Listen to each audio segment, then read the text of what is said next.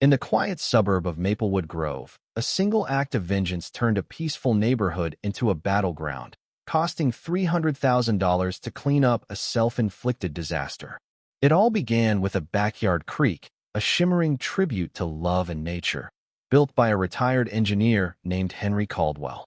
But to Margaret Ellison, the iron-fisted president of the Maplewood Grove Homeowners Association, that creek was a personal insult, a threat to her carefully curated empire.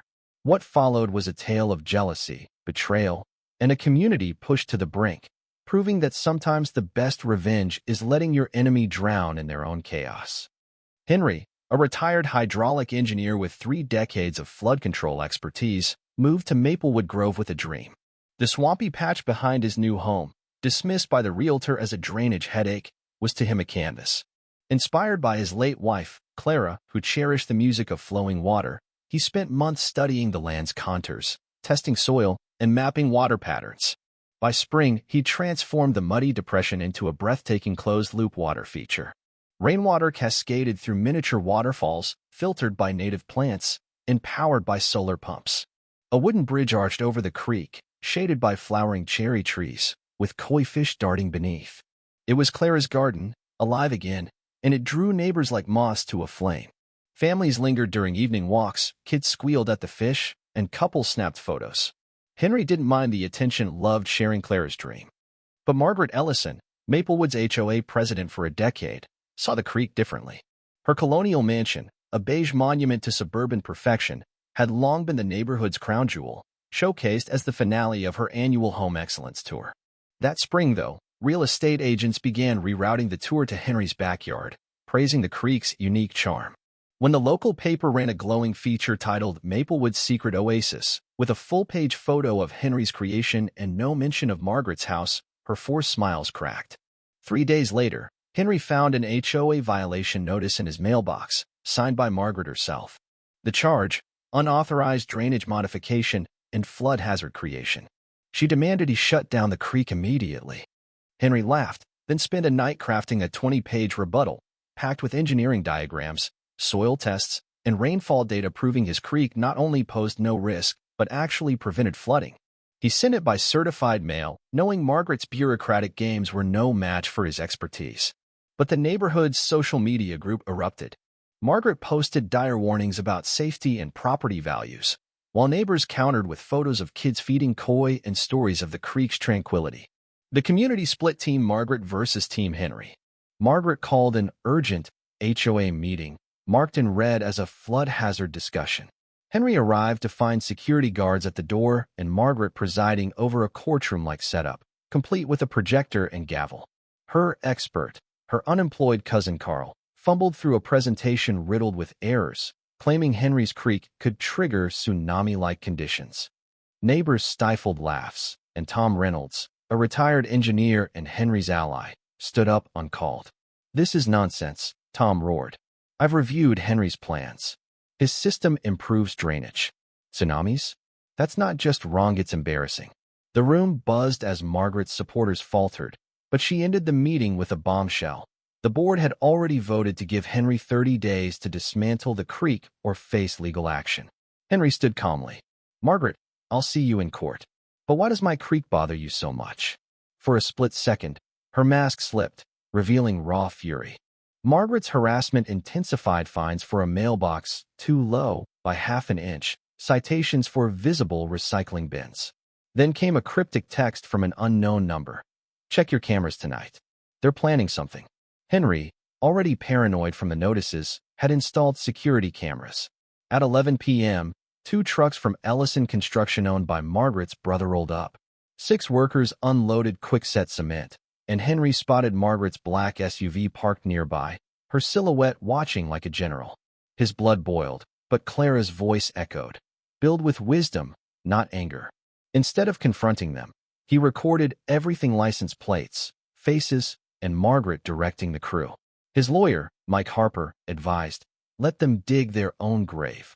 For 3 hours, the workers buried Henry's creek in concrete, killing fish, crushing cherry trees, and turning Clara's dream into a gray scar.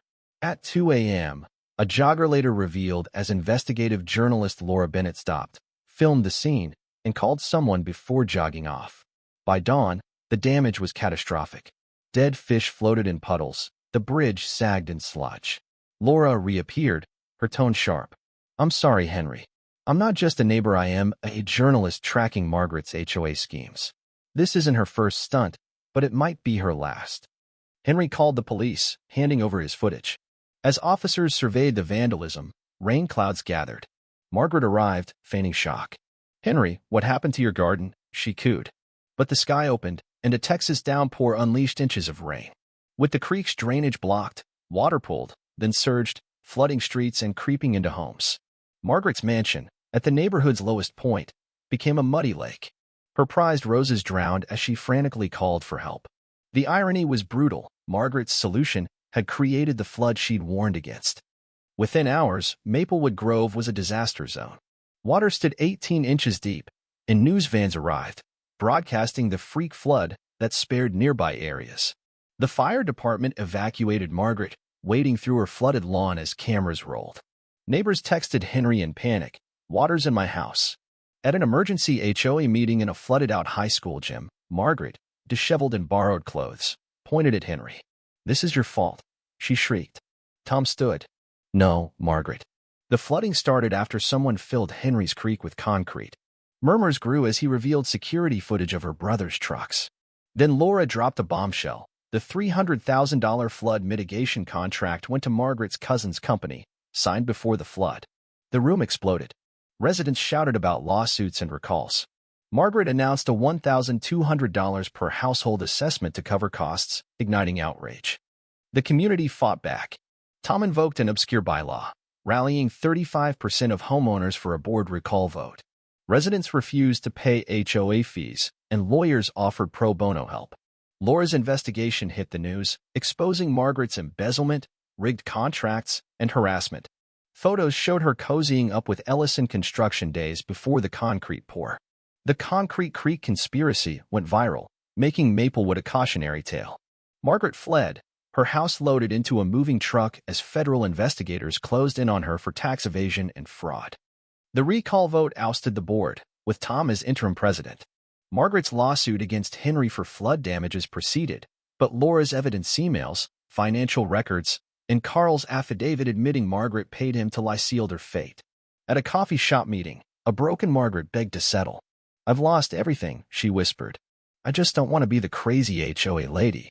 Henry, thinking of Clara's wisdom, agreed to a partial deal. Margaret would admit guilt, pay for restoration, and testify about HOA corruption. In court, Margaret confessed 8 years of abuse, admitting she targeted Henry's Creek because it stole her spotlight.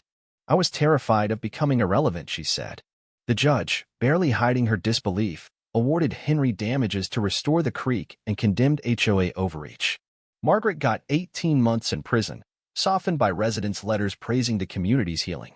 The creek, reborn as Harmony Stream, became a community project. Neighbors rebuilt it with new features: a meditation nook, a kids' learning zone, and an amphitheater. At the Memorial Day reopening, named the Clara Caldwell Memorial Garden, young Timmy Hayes released the first fish, and Henry spoke. "Margaret gave us a gift. She showed us what we're capable of together." Months later, a letter from prison arrived. Margaret wrote, "Harmony Stream is beautiful. I'm sorry. Maybe I can help maintain it someday." Henry filed it away. Redemption might come, but some bridges take time. Today, Maplewood Grove thrives, its HOA transparent, its community unbreakable. Harmony Stream flows, a reminder that justice, like water, always finds its level, and sometimes the best way to win is to let your enemies' own actions bury them.